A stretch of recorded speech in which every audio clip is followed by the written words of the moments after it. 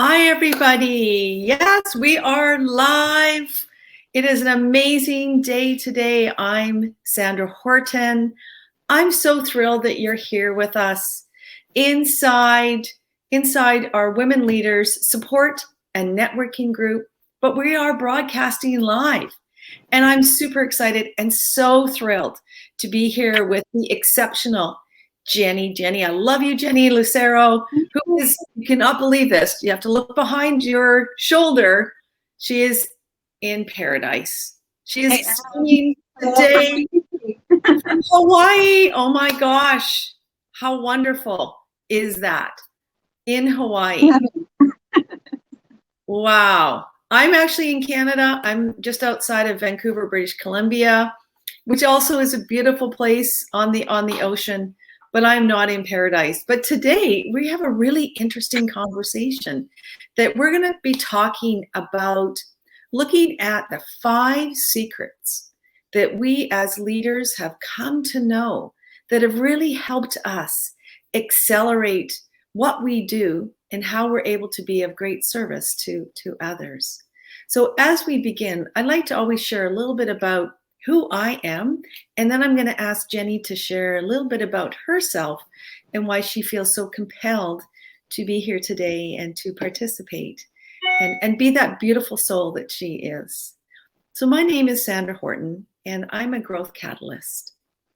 And I'm very fortunate that as a woman who has overcome many years earlier in my life of repeated patterns of victimization, codependency, of really not knowing and designing my own leadership story, I can now say that I have awoken to my truth, to my authenticness, to who I am as a woman, and my young girl comes alongside me now.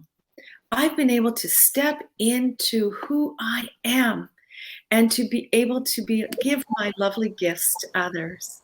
And I just want to bring in another beautiful soul, and I'll stop my story for a moment and invite Miss Beautiful Regina Marie. Thank you so much for joining us. Hey guys, how are y'all doing this morning? Yeah, blessing. We're just gonna pull back and we're just getting going, just sharing a little bit about our stories and how we're inspired to be here, to be able to share with women on Facebook and around the globe.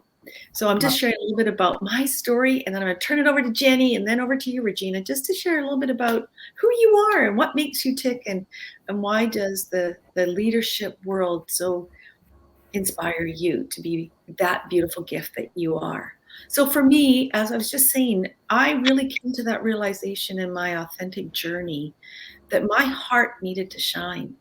That yes, I was excelling outside, but there was something that was missing. And through my own personal self-awakening, I've come to know what that is. That's my ability to know me from the inside out, to be able to share authentically and be able to inspire others to learn and go inside. And so today, what I'd like to be able to do is share my 25 plus years, my experience in masters in leadership, and to be able to share that with you and marry that together to inspire you from my 5 secrets that really have enlightened my life, and I share them with others as well. So I'm super excited. So Jenny, tell us a little about you and your leadership journey. And yeah, I'm just excited for you to share. In Hawaii, Regina. Jenny in Hawaii. Yeah, this is how the pros do it, ladies. I love it. Thank you for having me, Sandy. I'm really excited to be here. And I guess it would be appropriate to say mahalo. I'm learning. A week in Hawaii turns you into something different, right? Love it.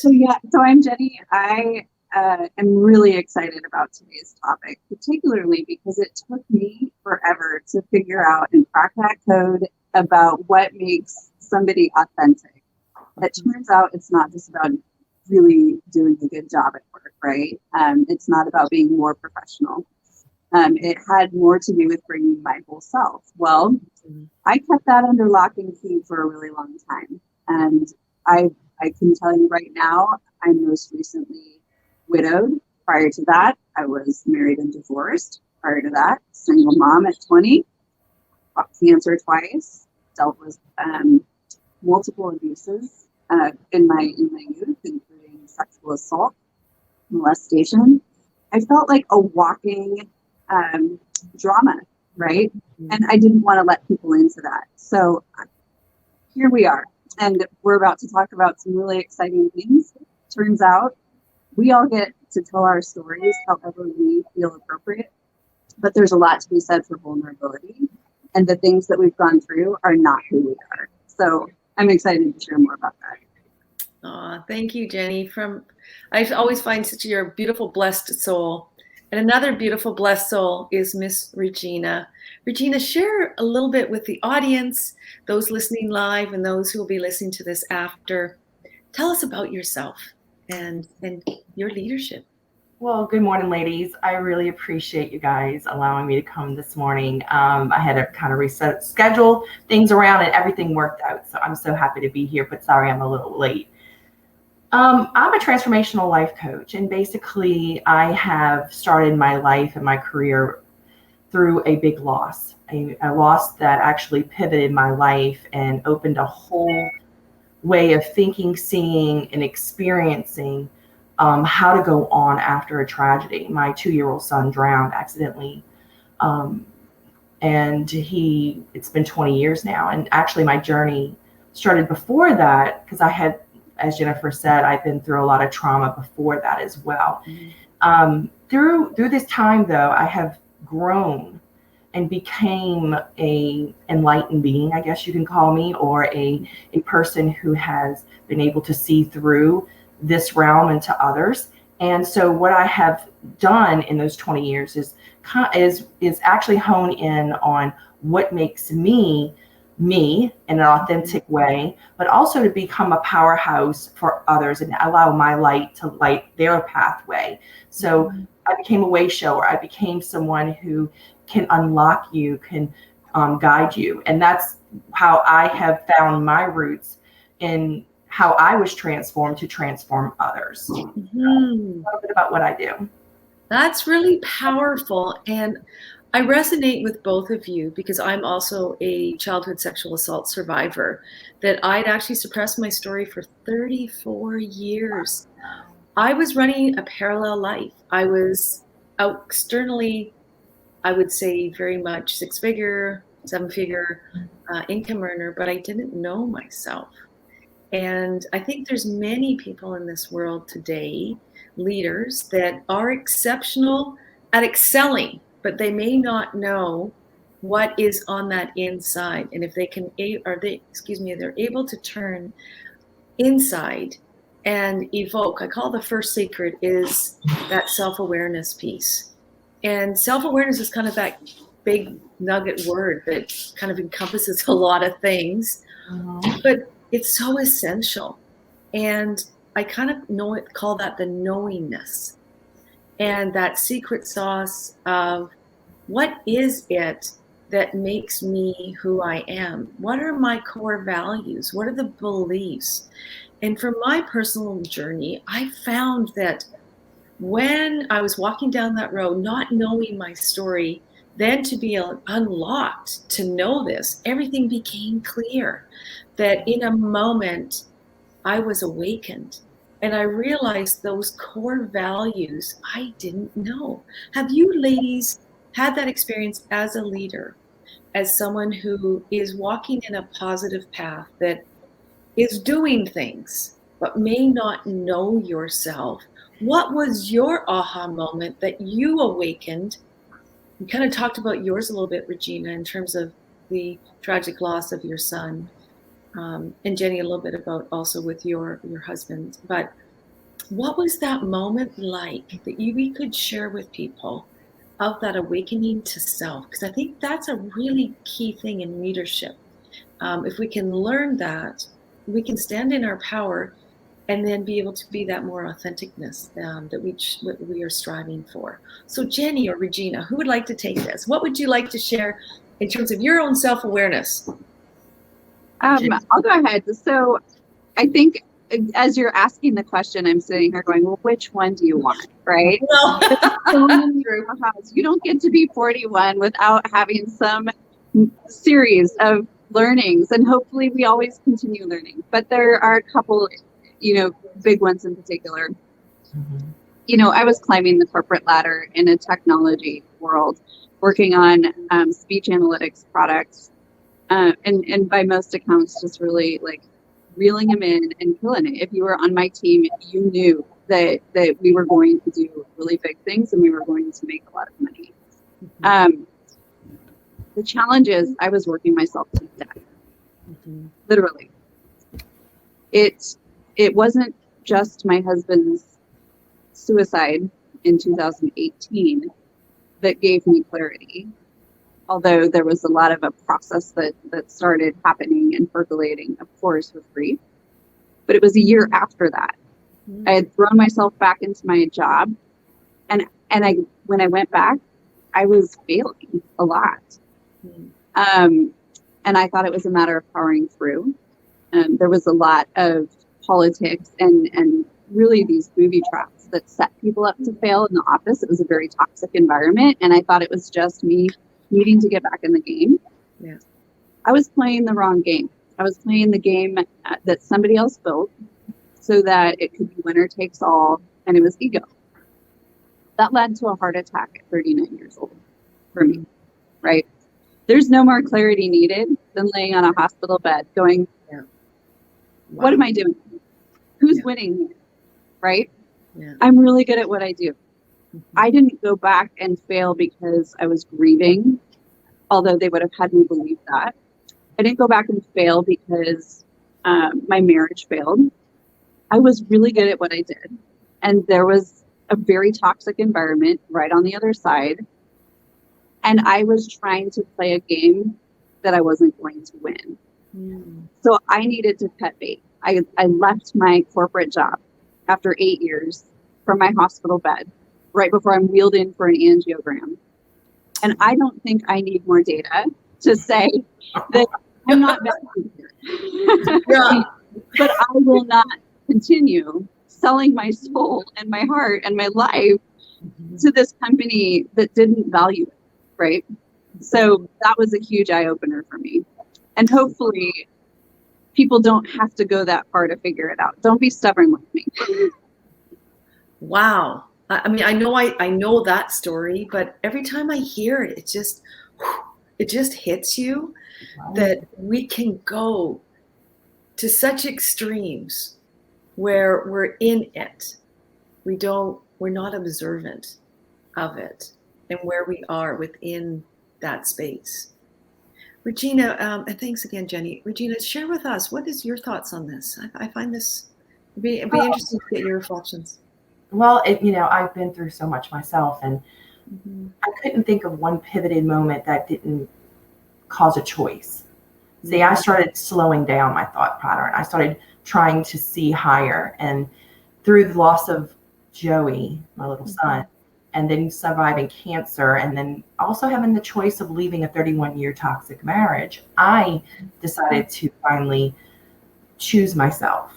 And as Jenny took to the extreme, it took her to be facing a choice. And I realized there's discernment that can come along the way before it gets that where we have to make a choice. We can actually start choosing our truth, our integrity, and what's comfortable to me, but also what am I resisting? A lot of people choose what's comfortable over what they're resisting. And the resisting is actually the route they should be going. You see, it took me a long time to realize when I resist someone or I resist a situation, it's time for me to dive in. It's time for me to get deeper and figure out, why am I resisting this? What is uncomfortable about this situation? Mm-hmm. And am I avoiding conflict? Am I avoiding, change?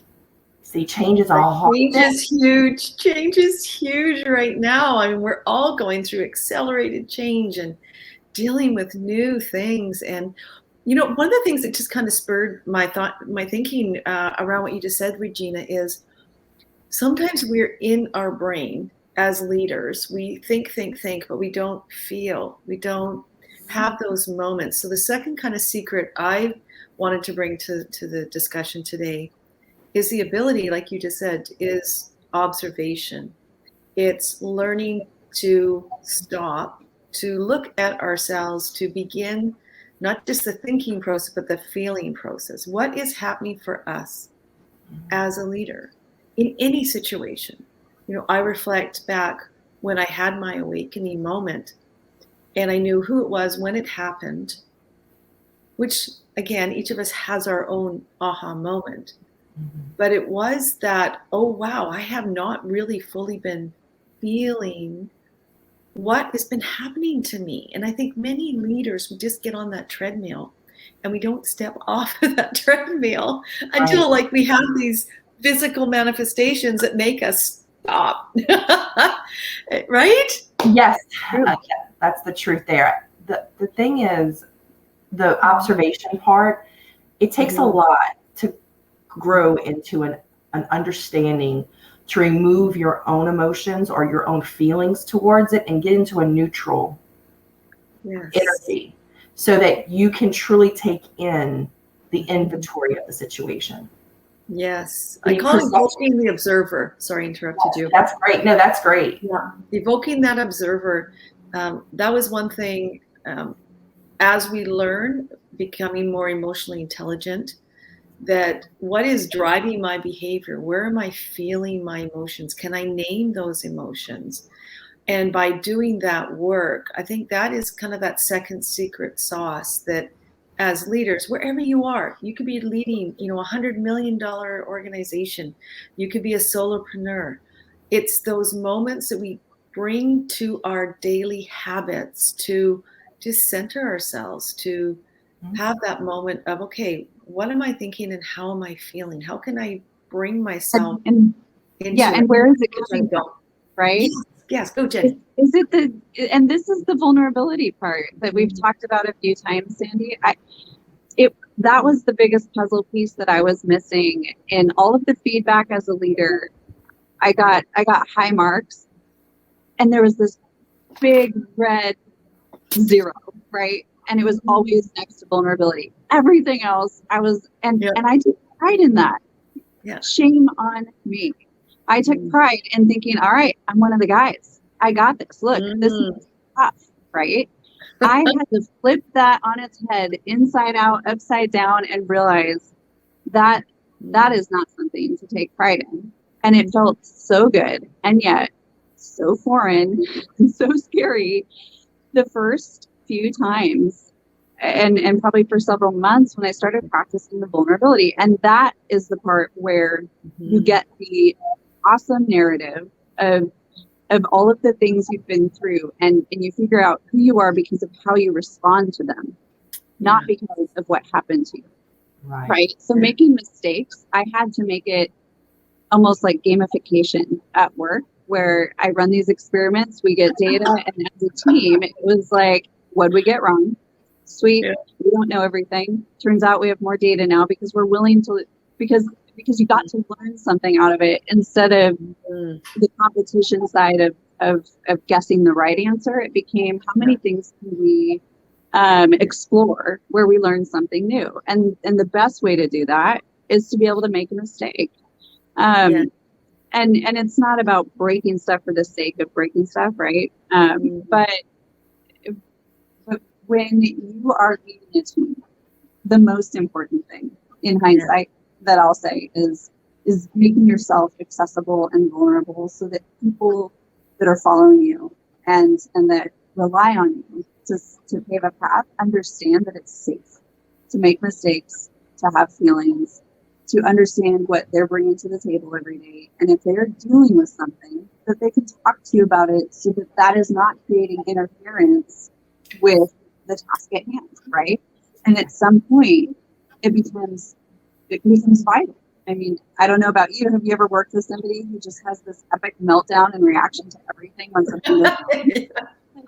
I just want to be like, oh, like, what are you dealing with today? What? Yeah. Because it can't possibly be this. It can't possibly be that big of a deal that you think these people are ruining your life because something tipped over and didn't happen the way you thought, right? Yes. There's things that are coming in there. And I know, Regina, you were like, yes, I get that. Do you want to share? What are you thinking? What are you feeling? Well, you know, what's funny what she said is about me being vulnerable and making mistakes. You know, I really respect when I was young in the corporate world, I felt like I needed to be perfect, to be emotionally, you know, like drained and just come in as a robot, do my work and leave. What I realized is I can't be like that. I am a very much a female, okay? And I have a barometer, and like I really teach this with coming into your femininity and balance and your masculinity. I help people with this. And so I was really over in my masculine side when I worked, and I was kind of suppressing, I was suppressing my feminine. And what really people loved was my warmth, my ability to break conversations down and get to clarity, get to understanding. That's all feminine. That's nurturing side. That's nurturing your group, your team. You're becoming that leader as a mother bear. You see, people don't understand they always want that father bear mode, but that mother bear offers so much. But when you integrate, when you become interdependent and you can merge both levels and you can pull in from both sides, that makes you a performer. That makes you a leader. That makes you stand out. And so I realized I always grew in a company very quickly because of that feature. I was able to balance a room or figure out where is my niche in this room? Where do I fit in? What do I bring in that's different? And but the truth that Jennifer said was, and I was shaking my head, was the vulnerability. There's a vulnerability that you have to walk in and be able to be honest, open, and real, and not being worried about the reaction or what's going to happen from that, and still hold your dignity and professionalism. Because when we get vulnerable, sometimes we're pushed to that limit where we become reactionary, right? Exactly. Yes. And we start slamming things around, and we start getting really ticked off. Yeah. Because here's the first sign. Yeah. But I'm going to leave you with this little teaching. I do this all the time, but a lot of people have no problem being transparent today. That's an open book, and I compare that to like a little fish in a bowl. Yeah. Okay. You can allow everybody to come up to that fish bowl and see your environment. You can come right up to my office, so to speak, and you can see my environment. But when you walk into my office, it's a different territory because I'm allowing you into my inner environment. That's where it's the vulnerability. When you allow another fish into your bowl, it changes the pH level. It changes everything. And it really makes you stand out and grow. If you could focus on the tools that you have and what you bring to the table. Yes. Instead of looking at like a competition spirit, okay, or energy, and really becoming honing what your purpose is with that role with that other person and how to build a team. So absolutely. And I love that analogy, the fishbowl. Beautifully said. It just doesn't that just resonate, Jenny, though? It's like, yes, that is the truth. And we as leaders, as we learn and grow and become who we are always meant to be, we do, if we have great self-awareness, if we learn how to manage our emotions through emotional intelligence, we can coach, we can invite those that we lead, or even those that are equal if you're in a leadership position, because by doing that we can create that learning environment. And that's, I think, I'm finding in working with different organizations, that there's a higher level of awareness, and that truly organizations are seeking to have that beautiful culture of vulnerability, so that those leaders can show who they are. And we always know that you have to, as a leader, show vulnerability first in order to build trust. And I think that was an interesting learning for many leaders, that, like we were talking about earlier, that is a shift from how we lead. So I'm very much a proponent of elevating people through transformational leadership principles to really define who you are and be able to lead from your values. And one of the things too I'd like to add to this is maybe the fourth kind of big secret is how do you step into it, right? How do we step in now that we know ourselves, we're more emotionally intelligent, we're being vulnerable, we're building trust, we've created a vision with our organization. How do we now invite others to step alongside ourselves, to step in line with us, to have that beautiful comfortness that comes when you trust your leader? So, ladies, how have you invited in your leadership experiences to invite others to come along with you as you're leading? Or if you're in a different role, to support others to come into their light to be able to step into it. Does that make sense? Mm-hmm. I'd love to Yeah, hear from you. I mean, all I can think of while you're talking about it is it's that vulnerability piece again. Mm-hmm. I think there's nothing more inviting than modeling the way. Yes. And one of the ways to do that is to ask that person for help. Mm-hmm. Right? So when I'm struggling with something, to come to somebody that whether they're reporting to me or it's there's a mutual mentorship there or whatever, there's nothing more complimenting to somebody, I think, especially when you have their admiration or respect, than to ask their opinion or to ask for their help, because they will be able to take a step back to solve your problem. And then they're practicing the way that they will solve their own. The other piece I would say is we all have the data. We all have a debt. We all have experiments happening around us all the time that show us whether something's working or not. Yes. So the real question I think you're asking is, it's not about, you're saying once you have the data, what does it take to listen to the data and do something different that might be scary? And for me, it's a matter of understanding and committing to, I'm going to get a different result this time. And that is really exciting because I don't like the current one that I'm getting if something's not going well. Yeah. Right.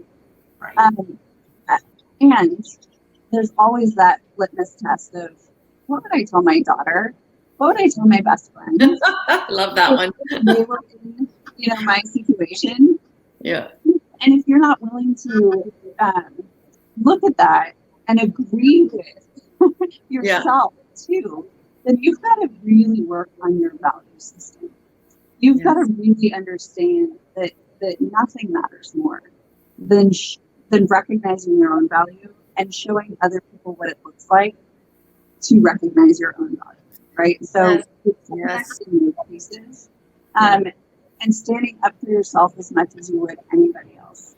Yes, that's powerful, right? Standing up for yourself, I think, is really key. And Jenny, and I know Regina, like in terms of owning your power and moving forward, I also want to respect the time. We're almost half an hour, if you can believe that already. Yes, I do.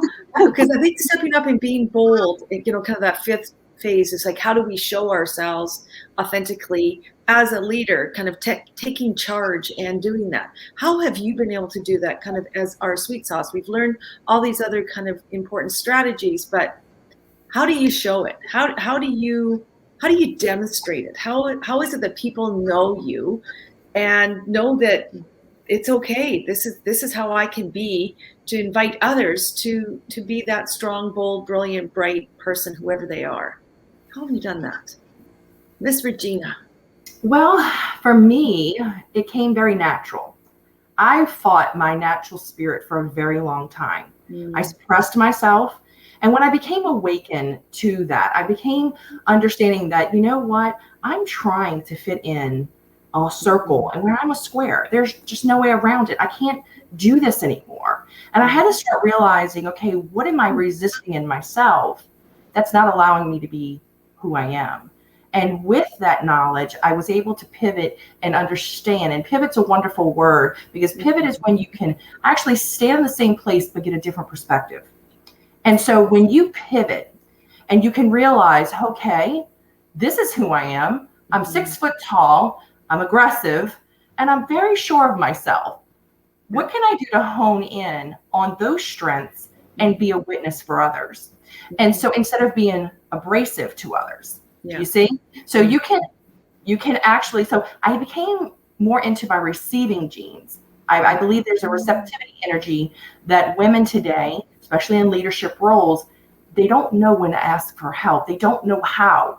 They don't know how to be powerful, but yet receiving or receptive. Yes. See?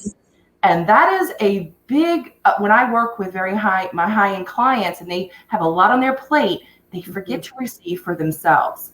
And then they become overwhelmed because they have all these things going on, running smoothly, but still don't know how to feed themselves. They do not know how to do. And so it's that confidence and it's that leadership that knows, okay, this is what I need. Yes. This is who I am. This is what I need. And this is the next thing. So receiving, like Jen kind of talked about it. She talks about it in a technical form. I talk it more of a heart form. Yeah. She has that data. I call it the understanding and knowledge, or the conviction that I don't want this anymore in my life. And so I have to receive some new information to push me into that. But it boils down taking what works authentically with you naturally and allowing your light to shine. That is going to grow in the most confident way without the least resistance. It might feel uncomfortable, but it's going to flow, and it's going to give you the change you're looking for and pivot you around the dimensions that you need to work in. I love that. Yeah. Wow. And once you have the information, you have a responsibility to do something about it. Yes. Otherwise, everything that happens continuously or cyclically to you, right? Right. Is your fault. Like, you're asking for it because you have the information and the responsibility to change something, right? Yes. Right. So you have a choice to make. You either let that, you put your head in the sand, or you do something about it. And you look it right in the mirror, right? And I think you've got to love yourself like your life depends on it. Yes. Wow. Powerful. I would just like to add, and also to conclude a bit, because this half an hour has just gone like split seconds. I can't believe it. Wow. Very wonderful learnings. I know for those out there, when you're going to be re-listening to this, please take action. Listen to these amazing women offering from their heart authentically about important things that have helped them become the great and amazing leaders they are today. So it's about evoking learning, going inside, becoming self-aware, unlocking what is kind of the barriers. What are those emotions? How are they showing up? Taking the knowledge that you have and being able to turn it and to pivot and become all that you can be, to show up, to have confidence, to know that, to be it. And I like to conclude, which I think is powerful. We did this last time too, Jenny, is what are your I am statements? So walking away from this session today, what I am statements can you say about yourself? Make them positive. Make them powerful, because you are what you think. It is a choice. So choose to lead boldly, lead with heart. And by doing that, you will stand in your power and others will come to you. So I would love to see your I am statements or anything else that you've learned, grown, been expanded from this beautiful conversation today. And I thank you so much for being here and for listening. Next Thursday, we will have another hot topic from our Women's Leaders Support and Networking Group. I'm Sandra Horton, the Growth Catalyst. Please check out all these amazing ladies. I'm going to put some tags underneath with your websites, because I think what you do is really important. We're all about collaboration here and elevating all of us. Each of us offers different things. And so please make sure that you do check that inside the group. And I thank you, ladies, so much. Is there anything else you want to add before we conclude? We're 5 minutes over, but that's okay. I really enjoyed the conversation. So, blessings. Thank you, everyone.